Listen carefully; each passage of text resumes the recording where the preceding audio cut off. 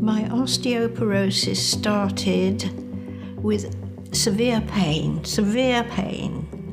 I thought I'd twisted my back, I'd strained my back, I'd done something silly, and it would go. And it didn't go.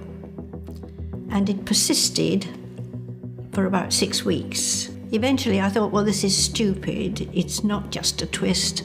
And I went to my GP, and she said immediately, I think it's compressed vertebrae, which was confirmed by X-ray.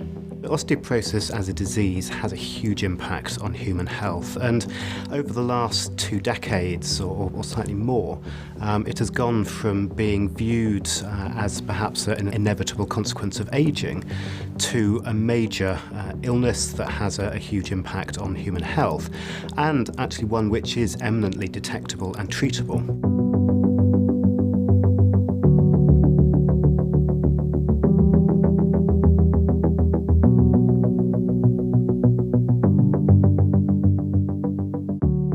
It is clear that osteoporosis is undertreated and under-recognised. Approximately 50% of women at high risk of osteoporosis do not receive the treatment that they should do according to current guidelines. Osteoporosis is often called a silent disease, and that's because you don't know that you've got it until you experience a fracture.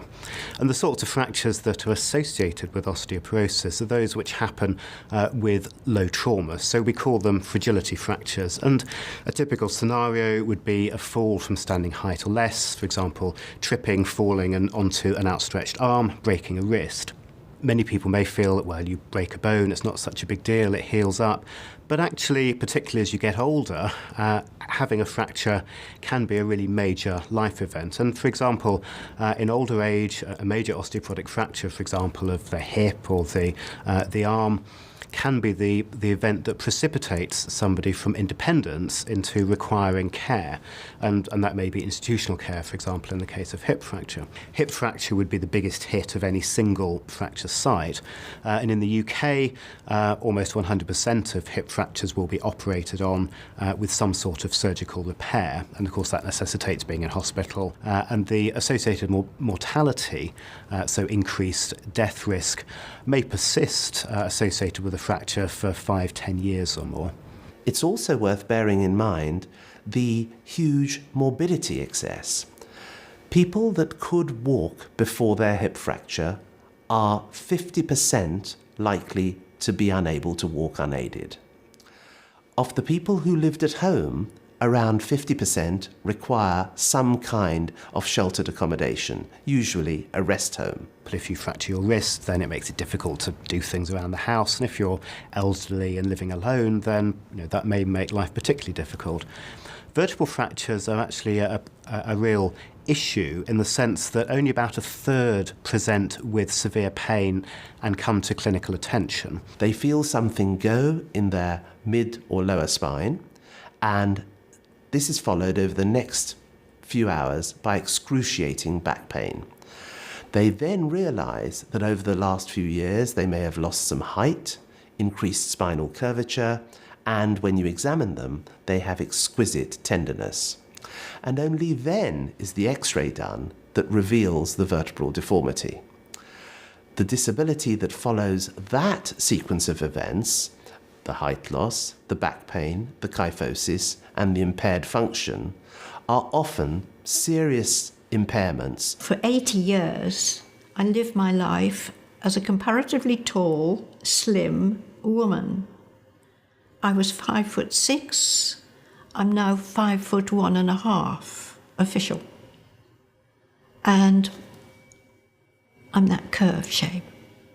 I'm not what I was, what I've lived my life as. I can't reverse that, but I must do all I can to stop it getting worse. I don't want to end up in a wheelchair. Fracture incidence is rising steeply in our ageing population. In 1990, there were around 1.7 million hip fractures worldwide, and this is estimated to increase to over 6.5 million hip fractures worldwide in 2050. Men, of course, must not be forgotten in all of this, and although they experience osteoporosis and osteoporotic fractures less frequently than women, there are still a large number of men with osteoporosis that come through our clinics, and it can have equally devastating effects. I have found osteoporosis quite devastating.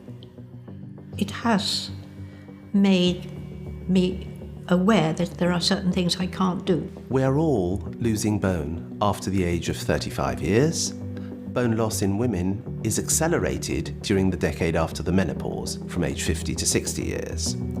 It's clear, therefore, that with interventions that retard bone loss, the greatest gain in terms of fracture will be by timing that intervention relatively early.